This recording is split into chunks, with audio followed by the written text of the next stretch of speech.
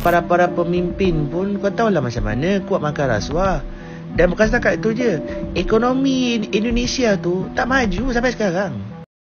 Halo sahabat, Malaysia iri serta heran melihat Presiden Indonesia lebih dihormati daripada PM Malaysia. Yuk kita lihat videonya. Assalamualaikum dan selamat sejahtera. Aku sebenarnya agak sedih lah sebagai umat Islam. Okey, ni kenyataan dia. Bukan setakat tu je, dekat komen dekat X pun ramai yang mengecam teruk gila lah dengan kenyataan Prabowo Subianto ni. Ramai teruk kena kecam. Aku tak tahu kenapa. Dah lah, kita tahulah Indonesia ni sebuah negara yang populasi majoritinya Islam, the biggest majority. Tapi korang tahulah Indonesia ni IQ-nya 78. Serta para pemimpin pun kau tahulah macam mana kuat makan rasuah. Dan bukan setakat itu je, ekonomi Indonesia tu tak maju sampai sekarang. Itu sebab katakanlah hampir saya tak pasti berapa jumlah rakyat Indonesia yang bekerja di Malaysia ataupun yang menetap di Malaysia. Saya percaya dalam hampir 2 juta rakyat Indonesia bekerja di Malaysia. Sebab di Indonesia ni kau tahulah macam mana, banyak sektor industri dah gulung tikar dah. So aku rasa Presiden Bapak Prabowo Subianto buat begitu ada sebab. Mesti ada sebab, kan? Tak tahulah macam mana.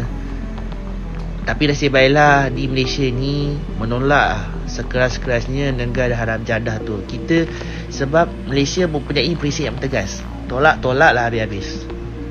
Okey. Dan aku tak rasa suatu hari nanti kedutaan Israel di Indonesia pula bakal dibuka. So kepada rakyat Indonesia sekalian, ini pengajaran ya. Pengajaran, pilihlah pemimpin yang betul-betul berjiwa rakyat. Bukan hanya sekadar omong kosong, tetapi realitinya enggak ada.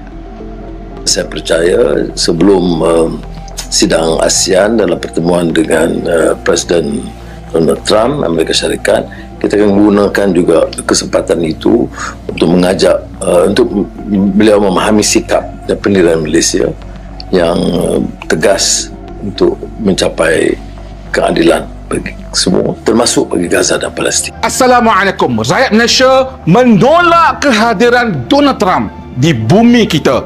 Malaysia adalah tanah damai, bebas daripada cengkaman kuasa besar yang hanya membawa agenda penindasan dan perpecahan.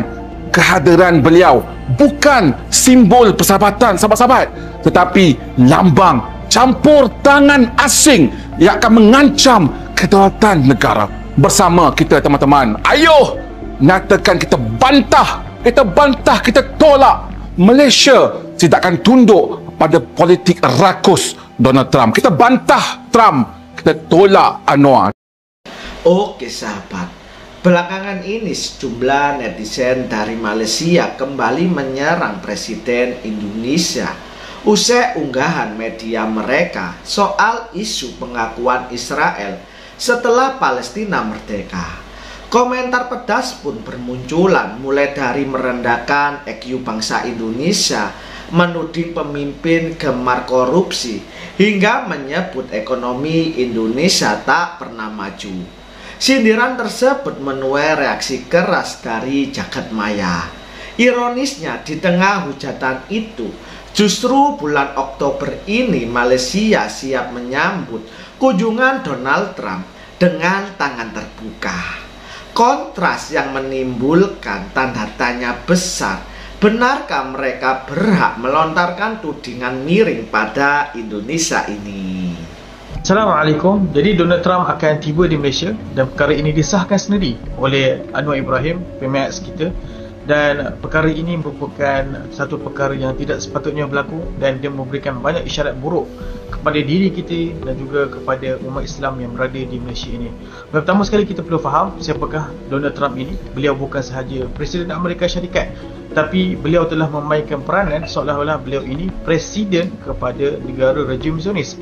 Beliau memberikan bilion dolar Amerika Syarikat kepada negara rejim Zionis yang berbentuk bantuan kenderaan dan juga bantuan yang lain. Dan yang lebih teruk daripada itu, beliau memberikan bantuan sebesar-besarnya yang berbentuk bantuan politik yang melindungi negara rejim Zionis ini dengan menggunakan kuasa veto dan juga banyak melawan arus. Majoriti negara ke atas dunia ini telah pun mengiktiraf negara Palestin, tetapi dengan adanya Donald Trump ini, dia menafikan, menghalang perkara tersebut berlaku. Jadi Donald Trump ini bukan hanya Presiden Amerika Syarikat, tapi dia adalah ketua segala jenayah genosid yang sedang berlaku ini, dan dia adalah menjadi pembantu besar dan juga penaja paling besar bagi Netanyahu. Dan disebabkan dialah Netanyahu ada confidence untuk meneruskan lagi jenayah agama kemanusiaan yang sedang berlaku ke atas bumi Gaza ini. Jadi sekiranya kita menolak kehadiran Donald Trump ini, adakah kita menolak bahasa diplomasi? Adakah kita tidak menghormati apa yang sepatutnya berlaku dekat atas dunia ini, di mana setiap hubungan satu negara ke negara lain kita perlu menghormati hubungan diplomatik? Sebenarnya kita bukan tidak mahu menghormati bahasa diplomatik, tetapi Amerika Syarikat dan juga rejim Zionis tidak pernah menghormati diplomasi dalam mana-mana negara, khususnya berkaitan dengan isu Palestin. Mereka tidak menghormati kedaulatan negara Palestin. Mereka tidak menghormati nilai kemanusiaan yang sepatutnya dihormati dan juga dijaga oleh negara-negara ke atas dunia ini, tapi ianya tidak langsung dihiraukan. Jadi kita mahu melebihkan hubungan kita dengan Amerika Syarikat, tapi kita lupakan apa yang berlaku di Palestin.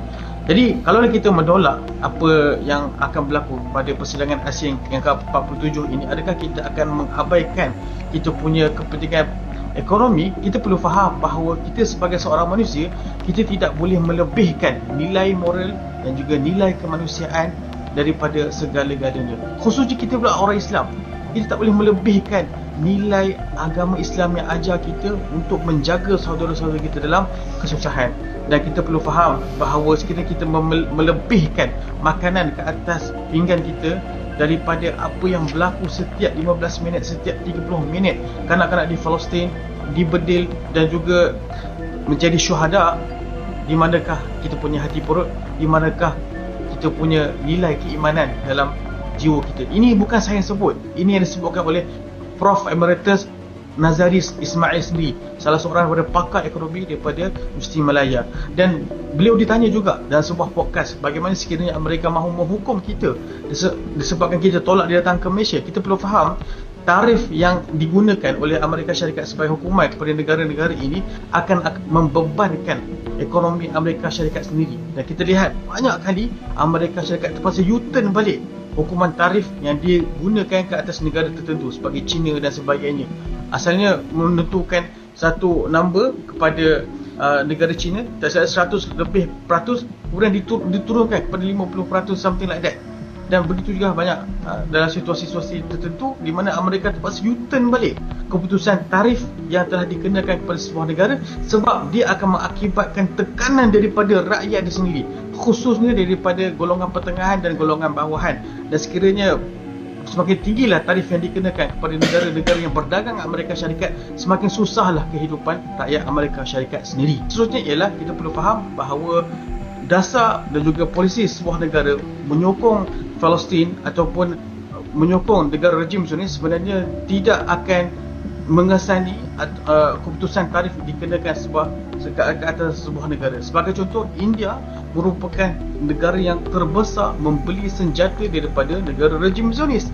India bahkan mengekalkan hubungan yang baik dengan negara rejim Zionis, tapi dikenakan juga tarif sebanyak 50%. Sebab itu kita jangan fikir bahawa Amerika Syarikat ini mereka mampu untuk mengawal segala-galanya, mereka mampu untuk mengawal kita. Dan kita perlu faham bahawa Donald Trump ini orang nombor satu dalam yang bertanggungjawab ke atas apa yang berlaku di Palestin, di mana 65,000 orang telah pun syahid.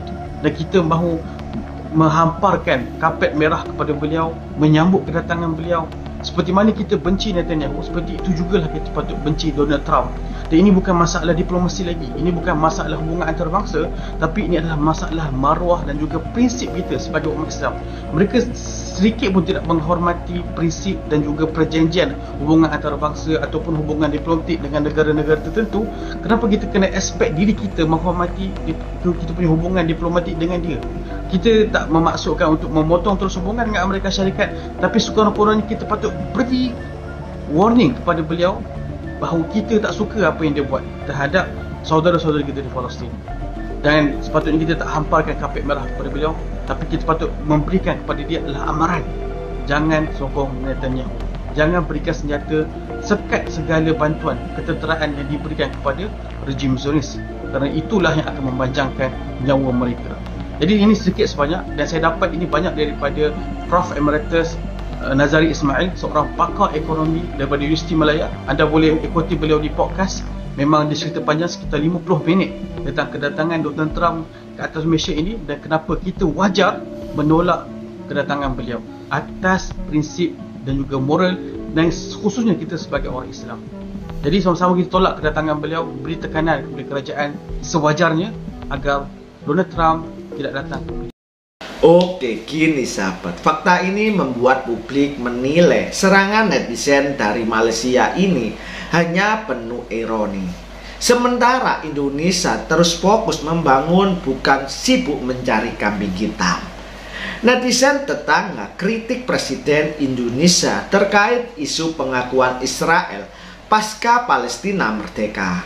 Komentar mereka merendahkan EQ Indonesia dan menuding pemimpin korup, dan menyebut ekonomi Indonesia tak akan maju. Ironisnya, saat Indonesia dihina, Malaysia justru bersiap menyambut Donald Trump dan memunculkan tanda tanya besar soal konsistensi tudingan mereka ini.